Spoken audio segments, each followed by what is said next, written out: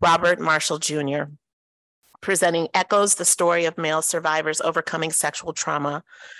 Robert Marshall is and has been a highly influential and sought-after speaker for over 15 years. He's captivated, challenged, and inspired audiences from around the world to think big, but to dream bigger. His genuine love for people, coupled with his unique ability to touch the minds and hearts of those he speaks to, is what has set him apart from anyone else. Robert is as transparent as they come as a survivor of fatherless, bullying, and sexual abuse. He is able to connect and speak to an array of challenges that many face in their daily lives. He struggled through traditional high school and had to relocate to an alternative school to graduate. With the support of mentors, he was able to graduate early from high school and now has earned multiple degrees in the field of educational leadership. Robert's passion for helping boys and men achieve healing and personal abundance is powered by his vision to see all people set free from unjust and inequitable systems, socioeconomic walls, emotional baggage, and traumatic boundaries caused by adverse childhood experiences and life experiences. Marshall truly believes every human has the ability to walk in total wholeness and unlock their greatness. He is a leading expert, author, and one of the premier male empowerment speakers in the educational and wellness arenas. Through his transformational and relational methods of speaking and coaching, he has empowered thousands around the world and has made it his life's work to empower boys and men to become the best version of themselves. Robert has studied at the University of Chester in the United Kingdom, Hope College in Zambia, Africa, North Park University in Chicago, Illinois, Purdue University in West Lafayette, Indiana, and Duke Theological Seminary in Durham, North Carolina. He currently is pursuing his doctorate at home. He is a husband to Jackie and daddy to Caleb, Caden, and Araya. So please join me in welcoming Robert Marshall.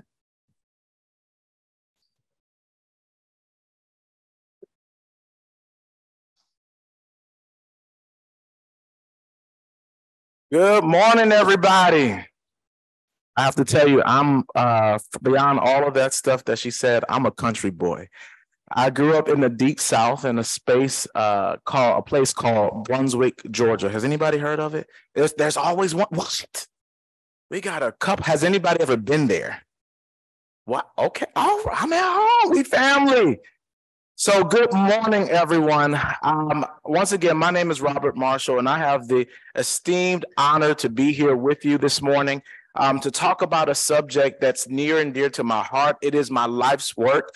Like she said, I transitioned out of higher education and the educational arena, and because of my amazing spouse who told me, Robert, quit your job and speak full time. And I'm like, what?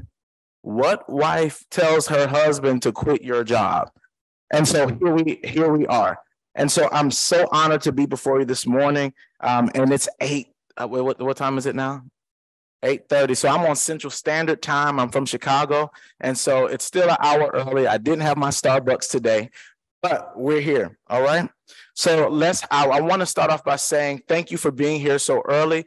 But also, it is not my intent to trigger anyone or to cause any harm. So I want to preface this talk with some of the information that you're going to hear. They are the lived experiences of male survivors. These are people, men who have lived this, who have walked this, and who are on their journey to wholeness. Can you repeat this after me? Healing is the journey. Wholeness is the destination. Healing is the journey. Wholeness is the destination. That is the center, the bedrock of the work that we do with male survivors. And so about a couple of years ago, we started, you can go to the second slide. We started, is this a clicker? We fancy. All right. Is it the green button? What? Let me see. Oh, we're out here. All right. I told you I'm a country boy. So So a few years ago, we started something called the Survivor Circle. And the Survivor Circle is a nonprofit organization now that was started to create a framework or space for men in urban communities to journey to wholeness. One of the things to understand about male sexual abuse is that it is more of a socioeconomic issue than anything else. Research lets us know that men or boys who come from underserved communities are 50% more likely to experience some form of sexual traumatic experience. Now, for this conversation and in the work that we do, I have to be honest, I did not start out doing this because I wanted to talk about sexual abuse. I did not start doing this because I wanted to start an organization. I started doing this because I realized that there was a problem. And for people who looked like me and came from where I came from, there was no solution. I want to ask you a question this morning. As social workers, as professionals, where do hurting and broken men go?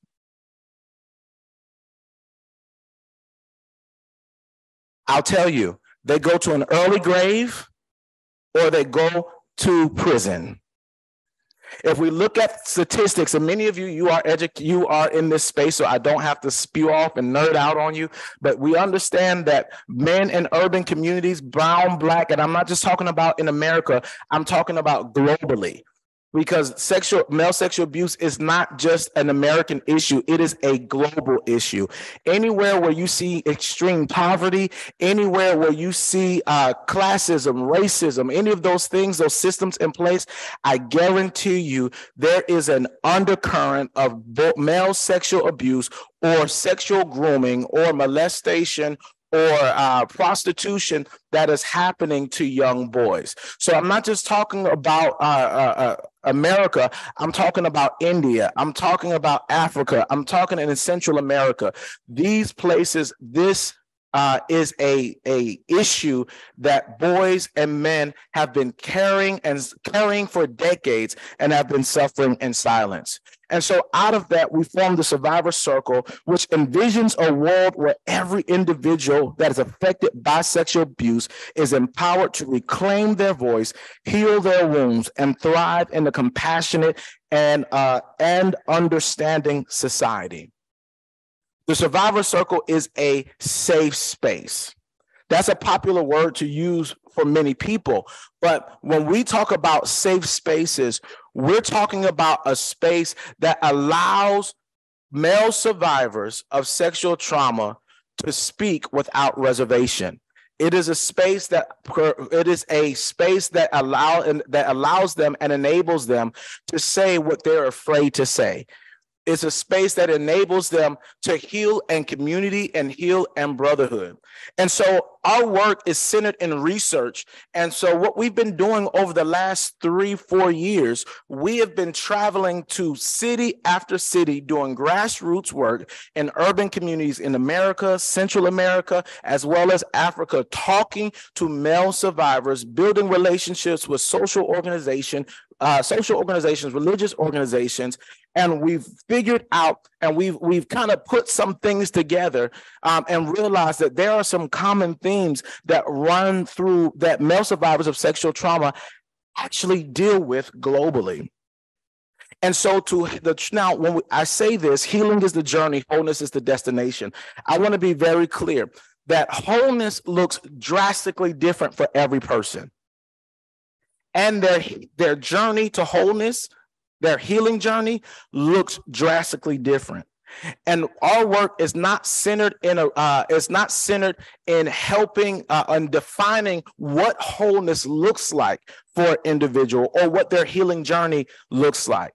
But the beginning of creating a safe space is allowing them to journey to wholeness, and define what wholeness looks like for them, and define what those healing steps looks like for themselves. Our job is to walk alongside them every step of the way so they know that they are not journeying alone. And so the pillars of our work has to be, and when we do this work, it has to be centered in research. It has to be centered in advocacy and empowerment and education and safety.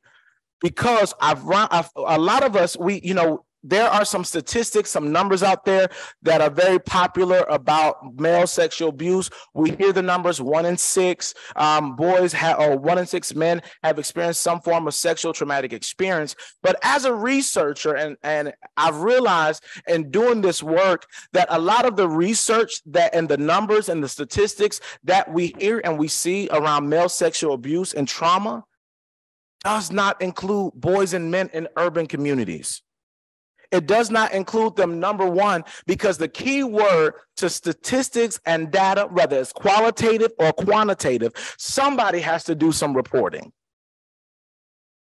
And last time I looked at the news, last time I looked at the state of America, last time I looked at urban communities, not in America, but around the world, we see that these communities do not have great relationships with police officers, law enforcement. We have seen that laws are interpreted based upon privilege and based upon financial income and who you know.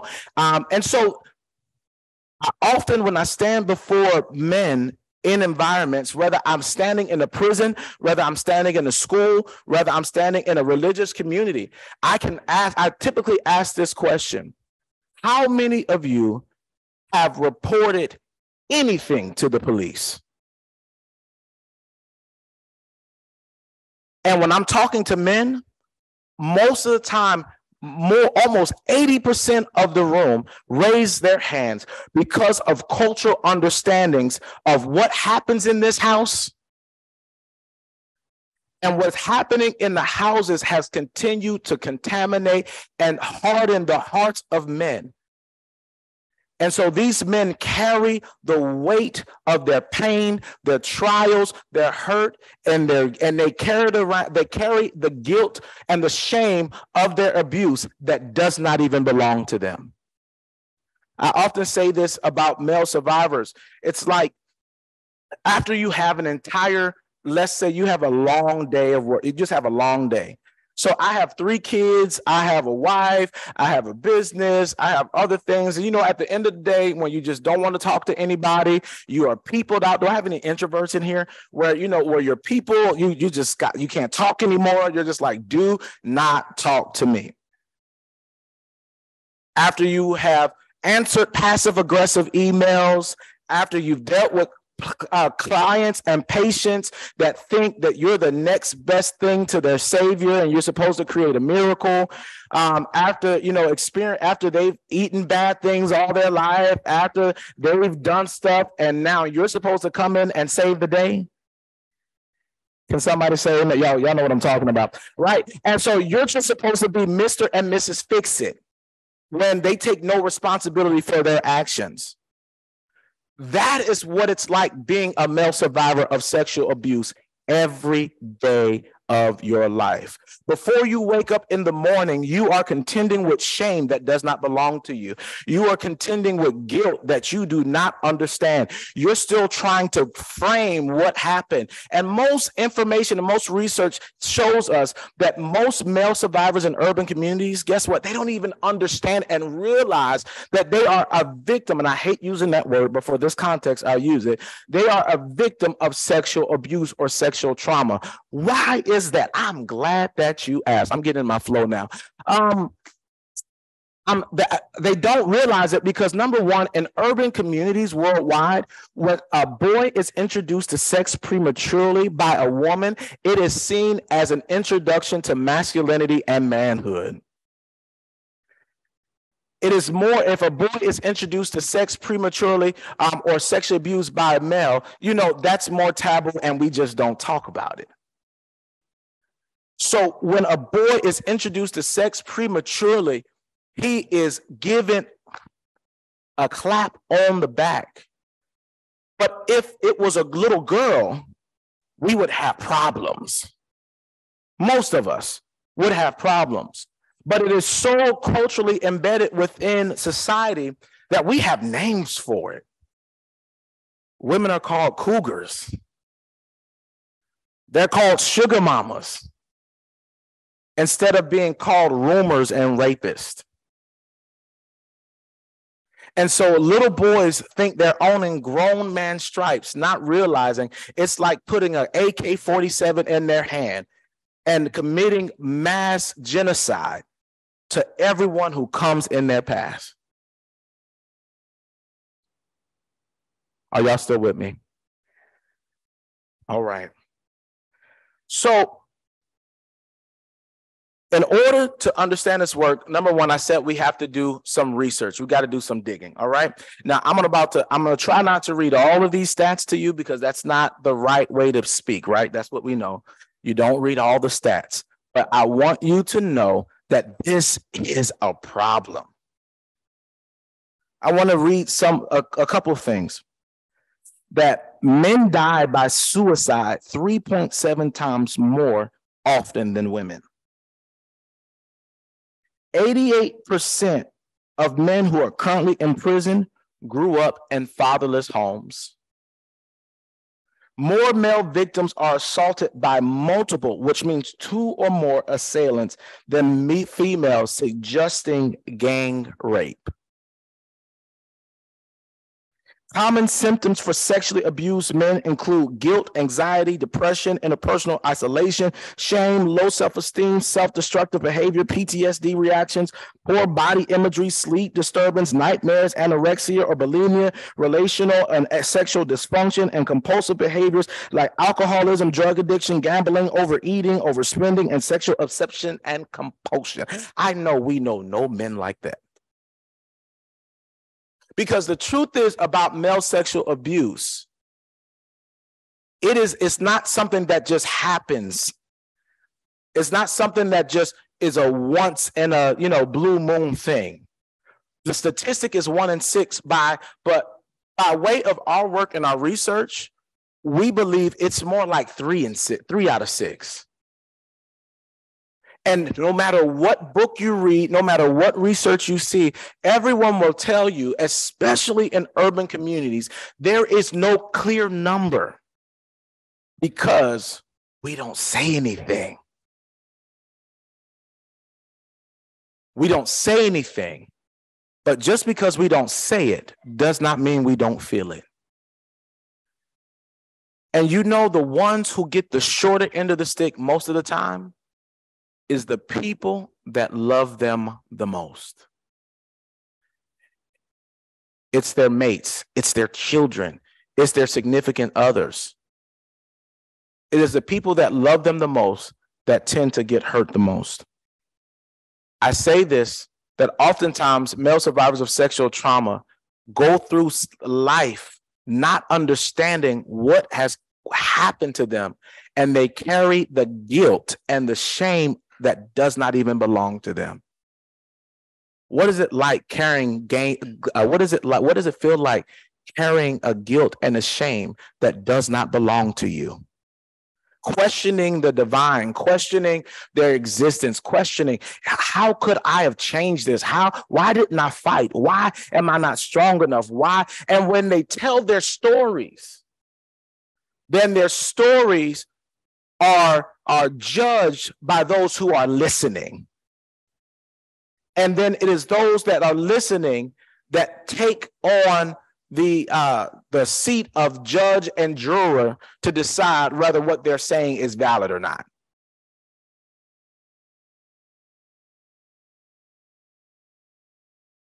According to research, boys are most vulnerable between the ages of 8 and 12, with a median age of 9.5. Research has shown that 1 in 20 youth have received an online sexual solicitation in which the solicitor tried to make offline contact with the individual. It is estimated that approximately 71% of child sexual offenders are under 35 and knew the victim at least casually. About 80% of these individuals fall within normal intelligent ranges. And 59% gain sexual access to their victims through seduction and enticement. The difference between a girl being sexually abused and someone who identifies as a boy and a man is that oftentimes the person that sexually abuses or grooms a boy is not a stranger on the street. It's not somebody who's in a van who's looking to just sweep them away and traffic them. Now, that does happen in urban context, but typically it is somebody who has gained the trust of the child. It is somebody who has gained the trust of the parents and who has groomed not only the student, but also has groomed the parent as well, making it okay for them to be alone with the child, making it okay in front of the parent to be able to physically touch the child. And so that when they strike or when they choose to go through with their abuse, the child is confused because this is someone who is supposed to be safe. When we look at our stories and our work, we have seen that it is most of the time uncles, fathers, grandfathers, aunts, mom's friends, aunties, who often introduce boys to sex prematurely or experience or cause some type of sexual traumatic experience for young boys. And don't let me leave out priests and preachers too. So what do you do when your abuser and the person that is supposed to be protecting you is wearing the same uniform? What do you do when the people who are supposed to be praying for you wind up preying on you? Where do you go?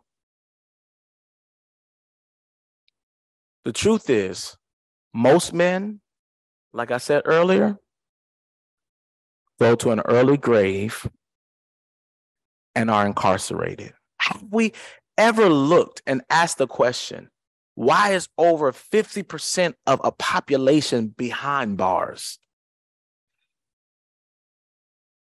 Why is it that men are dying from alcoholism, dying from drug addiction, suicide?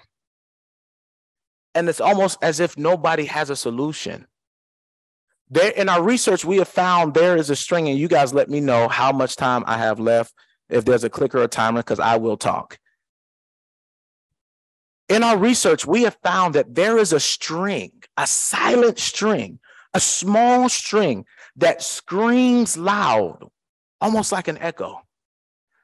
It strings from the disadvantaged home, the single parent home. It travels to the dropout rates in school, retention rates in school. It travels to the school to prison pipeline.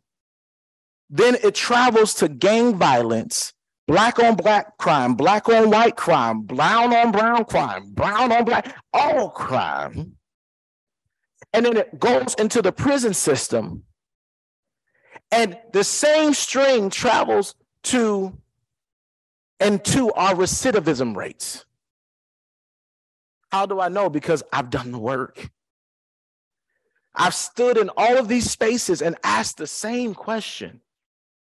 How many of you have experienced some form of sexual traumatic experience or have been exposed to sex prematurely? And almost every time, I don't even think I have to say the rest. But almost every time, it's more than the majority of the room. There was a quote that said that it's easier to raise strong boys than to heal broken men. But my question is, what happens to the men? Because this is not a them problem. This is an us problem. Them, those are our husbands. Those are our fathers. Those are our politicians. Those are our preachers. Those are our professors. Those are our uncles. Those are our nephews. If we look in our families, we will see, and I guarantee you, there is somebody in your family that has experienced either some form of sexual traumatic experience or has been introduced to sex or sexuality prematurely. And they don't say anything because they're afraid. They don't want you to know that they struggle with pornography. They don't want you to know the thoughts that go through their minds, the war that they have to fight before they go to Starbucks and get their coffee. So they are carrying the weight of the world, a pain that does not belong to them, a shame that does not belong to them. And then they go into a workplace and work with people who demean them and demean them. They listen and they answer passive-aggressive emails. They walk in meetings feeling like they're the that they are the smallest thing in the room. And now they have to compete. And when others are trying to show them up, all they're trying to do is survive.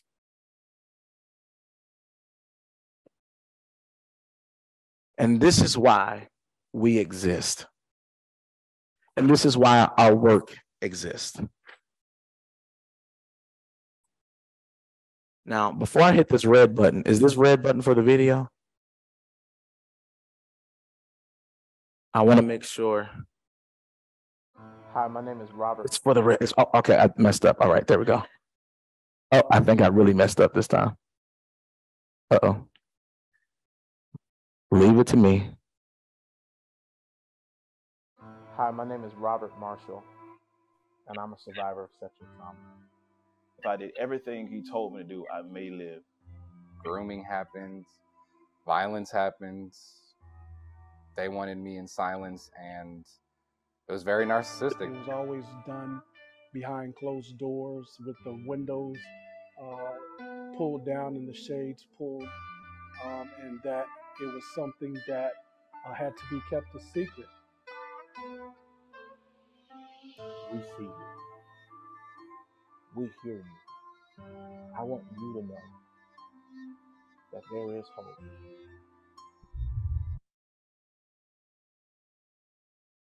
There is hope. Our hope and framework for facilitating the journey. I want you to say this with me. Healing is the journey. Wholeness is the destination. In our work, we've come together to share our lived experiences of sexual trauma. And as survivors, we started the Survivor Circle and the Echoes movement because we were tired of the shame and guilt and being bullied by our own experiences. We exist to help survivors to journey to wholeness, one healing step at a time. Now, you've heard me say that a lot, but what does that practically look like for us? Number one, that all of our work centers on three kind of core guiding directions. And when you go back to your organizations, your entities, maybe you can adopt this when you start working with boys or male survivors. Number one is that everything we do centers around humanizing the lived experiences of male survivors of sexual trauma. Humanizing the lived experiences of male survivors of sexual trauma. Number two, creating safe spaces for male survivors to journey to wholeness. And number three, empowering those who love and support them with the tools needed to be and do it well. Now, I could go into depth to each one of them because we have booklets for all three of them. Until we see male sexual abuse as a human problem, we won't see it as a problem. I said that there was a quote that talks about it's easier to raise strong boys than it is to heal a broken man. But our philosophy is that if you heal the broken man, that broken man then heals his family. And then that healed family creates a space to heal communities. And then that community, if we can heal a community, for sure we can heal the world. But it happens one step, one moment, one story, one man at a time. And the truth is, this sounds a lot prettier than actually doing the work. Because at the end of the day, if there's not a grant, if there's not a budget, if there's not private funders, how can you do it? Because all of the money goes to women and children. So how do we create the spaces? I done messed up my PowerPoint, Lord. Or was that y'all telling me it's my time? Okay. Listen. Hi, my name is Robert Martin. Listen, I done jacked it up. Anyway, leave it to me. So we ask ourselves these questions like, how in the world can we do this work when there's a lack of time? Hi, my name is Robert. I know, bro, we hear you. A lack of time, a lack of resources, a lack of energy. Is that we have to go back to the powers that be, and we have to allow not only listen, that ain't even me, I'm not even holding anymore. We have to listen, and we have to allow the data to speak for us. Oftentimes when trying to do this work, we lean on qualitative data. And so we'd like to hear the stories. But that means we actually have to start putting some money and budget toward quantitative data, research, trends, measuring and seeing how this issue is impacting our societies, our educational systems, the judicial system, heck, every system. We have to go back to the powers that be and say, we need to make this a priority. And what I can guarantee you is that when you put the money towards healing the man, the broken and hurting man, you can begin starting to heal broken and hurting children and communities.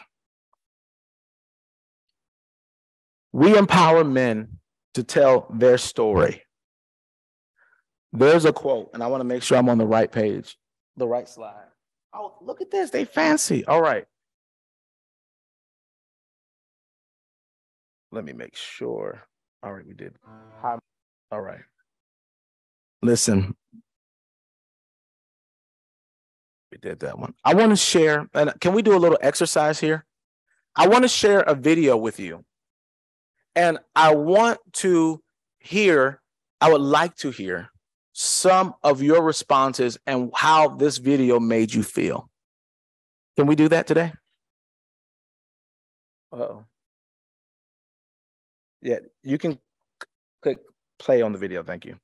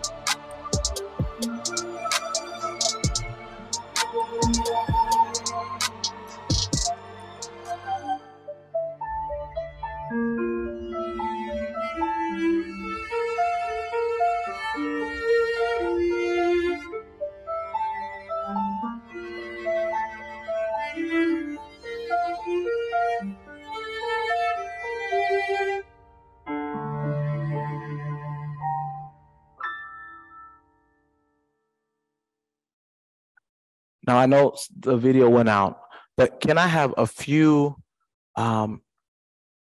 individuals who would mind sharing while watching the video? What did you feel? What did you see? What was your initial reaction?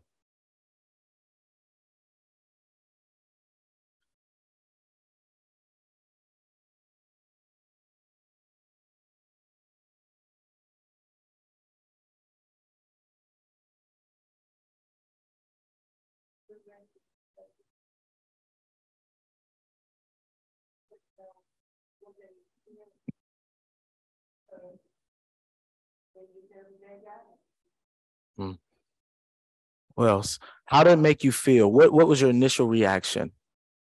Thank you. There's no right or wrong answer.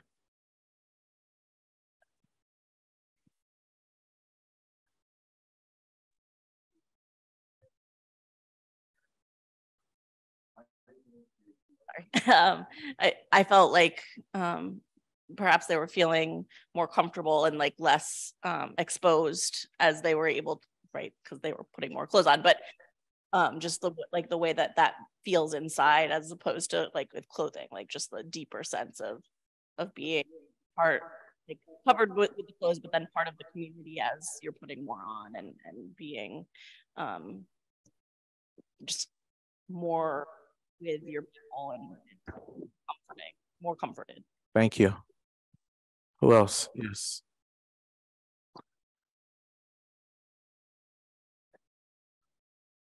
We have a couple of hands. Yeah. I felt connected and in awe of what felt like vulnerability, strength, bravery, kind of all tied in. Those were what I felt was emoting, and I felt connected to the individuals and in awe of kind of what they were emoting.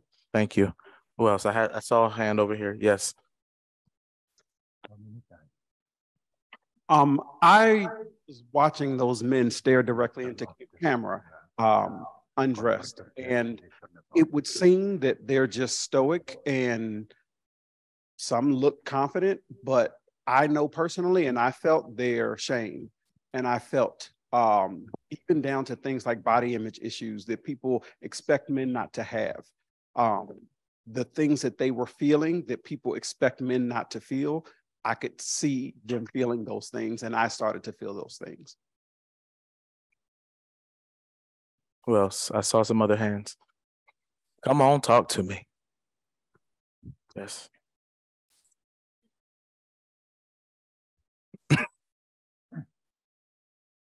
When I saw the video, before they started putting the clothing on, I started feeling like there was a unity amongst the Black men. You know, you didn't know who they were, but as they started to put on their clothing, you can see their uniform. Before that, you just knew they were men. You didn't know what it was or what they were doing specifically. Thank you. Anyone else? Did anyone feel uncomfortable? By show of hands, how many felt uncomfortable? How many of you were like, what in the world has this turned into? The truth is, they felt all of those things.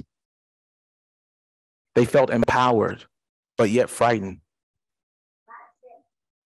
Each one of those men in the video is either a survivor of sexual trauma or a serious advocate because someone they loved is a survivor of sexual trauma. But why do we do this? We do this because on the next slide, I don't think you guys can, oh, you can see it over here. Okay.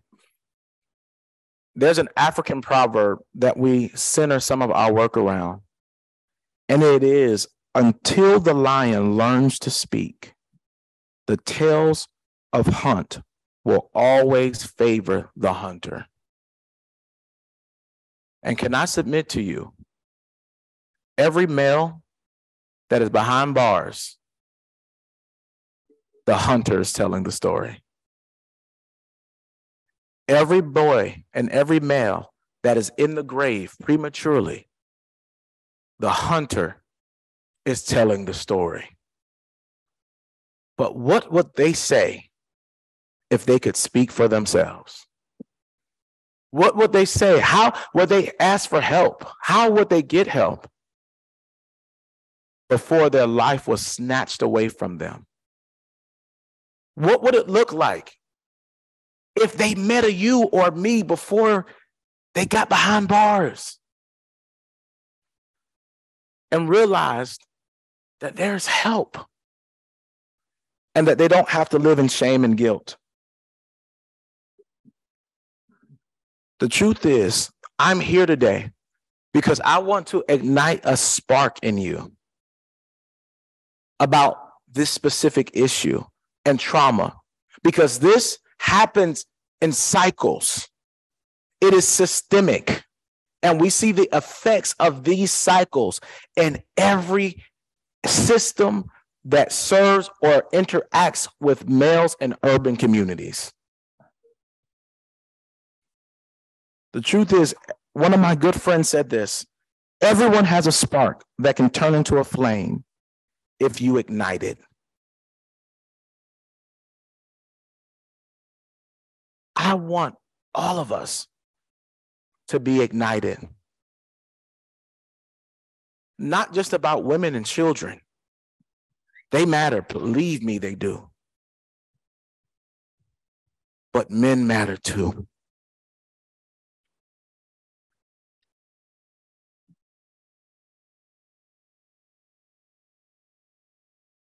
I do this work not just only as a researcher, but as someone who has been closely affected by this myself. Can I read a couple of excerpts and a couple of stories for you? Is that okay? I want to make sure this may be triggering to some of you, so if it is, feel free to walk out the room if you need to.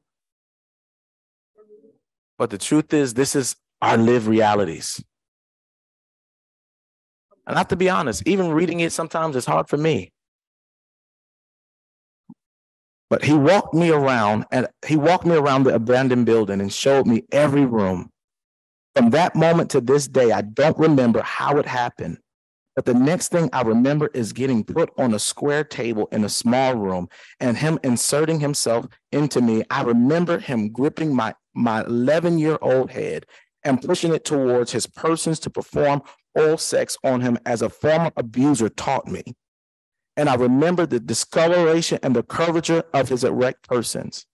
After he was finished, he said, "You liked that, didn't you?" After responding, "I don't know," he looked at me in disgust and told me something that shook me. "You need to go pray. Something is wrong with you. That's a spirit of perversion that you need to get rid of," he said as he buckled his belt. As an 11-year-old boy experiencing puberty, his words echoed a depth inside of me that his persons would never be able to penetrate. I felt nasty, ashamed, and maybe worst of all, I thought that it was my fault. My experiences with the preacher continued for 8 whole years, from the age of 11 until I was almost 19 years old. He would pick me up under the pretense of being being his younger little brother, and would take me to random places to have sex. No location was off limits. We had sex on park benches, pool houses, under trees, the gym, and restaurant bathrooms. This is a story of someone else who you'll hear from later on today. His name is Ronald McCrae. He's an amazing individual. Ronald's story, he pens this: "My first time abuse occurred, I remember laying on the floor in the living room. My relative's friend came to the house where we were and popped in a black VHS tape that changed my life. There were no more blinders on me at this point. I watched an adult man and woman have sex, and it wasn't so much what I saw that changed my life. It was the actions that followed. The relative and his friends began to masturbate as they watched the film, and I suddenly became the subject of their curiosity. As I was lying down on my stomach, one of the guys came down to where I was and pulled my pants and underwear down. He pulled down his as well, laid his naked body on mine, began to attempt to enter himself into me and continually rubbed himself against me. I laid there still and afraid, yet I felt safe and secure. After the experience, I ran to the restroom and began to cry. I washed my body with a rag intensely, hoping to remove the feelings of guilt and shame and the smell of his body off of me. On another occasion, they took turns touching me, making me touch them and making me compare their anatomy as I was naked on the bed. One of them got into the bed, turned me over, and began to hump his naked body against mine. At other times, this relative forced me to perform sexual acts on others at knife point. He did and said so many cruel, traumatizing things to me. I don't know how long the abuse lasted, but it sent me down a self-destructive path. There were times I wanted to die because of the pain I felt inside. I had even come close to ending it all on more than one occasion. My heart shattered into pieces, and nothing or no one I did seemed to heal the hurt inside. If God didn't save me at the age of 22, I would have lost myself entirely by now, or possibly even have taken my life. I'll read one more that's not so. That night, I could never forget. I tried shaking off the sound. I tried shaking off the sound of the scream from my memory, but somehow they made their way to my heart. I sat there on the edge of my bed, rubbing my hands together, listening to myself, this is a modern day hell where life has no boundaries. Everyone does as they please. And this is Christopher Boulder in context. He's in prison. If I ever was to live at its depths, this was the moment. I hope someone was bold enough to get up and stop it, but no one did. We all listened. We all wondered who it was and how it would end without guards intervening. After pleading for help, I heard the predator telling the victim countless of times to shh. At that very moment, that word hit me differently. I'm still trying to forget the pain of that night, that all 63 men heard the same sounds as I did. The same man who could barely walk out of that shower afterward was escorted out. Moments later, I stepped into that shower and was curious, and I decided to understand. And I needed to understand. The bathroom looked like a crime scene. Blood splattered everywhere as it dripped into the shower drain. No one said anything. Half the guys went back to sleep. I'm rolling out of bed every morning, reminded of the scars and the broken fingernails from fights I lost and those I barely won. Still, the one thing I can't forget is the sound of the man screaming for help while he was violated.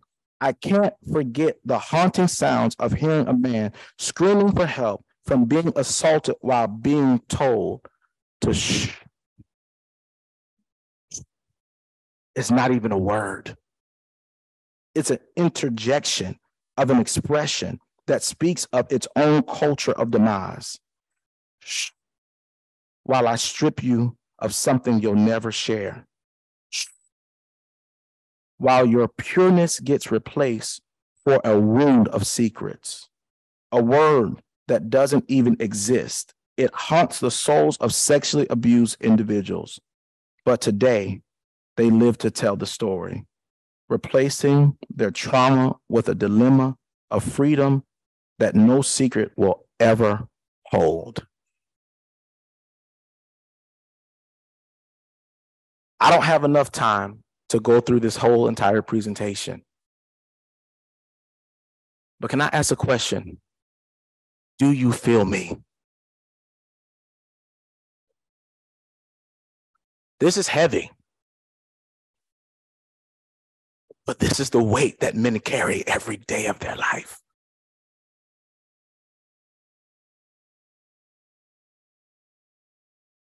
I could talk about helping men and understanding, and I can talk about understanding their journey. But oftentimes, it is the abused men who suffer in silence and never get help. But if I can leave you with this, as you do your work and you start to kind of do, and I challenge you to do your own research, part of helping men journey to wholeness is understanding the journey. And oftentimes men get judged prematurely because of self-sabotaging behaviors that they adapt in order to cope with a pain that they don't even know how to define. I'll say this. These are just some things to understand what this journey may look like. Some men choose to try to alter their realities. Other men live in denial.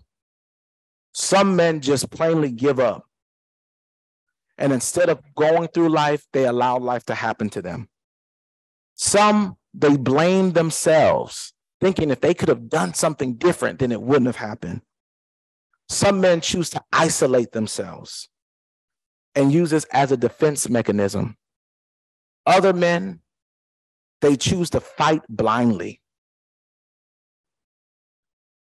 Some men, they resort to anger. Others respond by spiritual elitism, hiding behind religious beliefs, choosing not to do, and let me preface this with saying, hiding behind their spiritual beliefs, but using it as a cloak to cover up their trauma, which hinders them from doing the work, from healing what's underneath that cloak. Some men, they choose to redefine what happened to them and redefine their entire existence, because abuse and male sexual trauma does not fit within our socioeconomic or cultural understanding of maleness, masculinity, or manhood.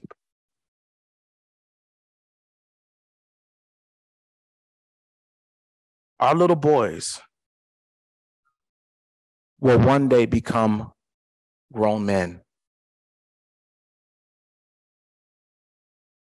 And broken little boys become broken and hurting men.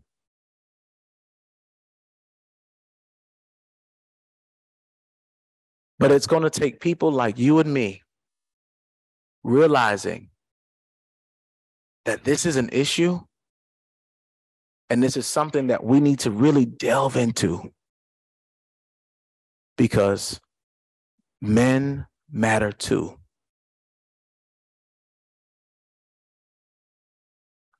I want you to repeat these words to me, with me. Healing is the journey. Wholeness is the destination. You can't heal a man,